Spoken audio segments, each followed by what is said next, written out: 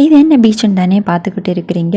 இது வந்து புத்தளத்தில் வீரபாகுபதி அப்படின்னு சொல்கிற ஒரு பிளேஸில் இருக்கிற பீச் தான். புத்தளம் வந்து எங்கே இருக்குன்னா நாகர்கோவில் டு மணக்குடி அந்த ரோட்டில் தான் வந்து இருக்குது. அவங்களுக்கு லொக்கேஷன் கரெக்டாக வந்து தெரியும்னா நீங்கள் கூகுளில் வந்து வீரபாகுபதி பீச் இல்லைன்னா புத்தளம் பீச் அப்படின்னு டைப் பண்ணாலே போதும், கரெக்டாக வந்து லொக்கேஷன் வந்துடும். இந்த பீச்சை பற்றி சொல்லணும்னா ரொம்பவே நீட் அண்ட் க்ளீனான பீச். இந்த பீச்சுக்கு வந்து என்ட்ரி டிக்கெட் எதுவுமே வந்து கிடையாது அண்ட் க்ரௌடுமே இல்லை. அங்கே வந்து சின்ன சின்ன போட் எல்லாமே வந்து இருந்துச்சு, மீன் பிடிக்க போவாங்க போல் இருக்குது.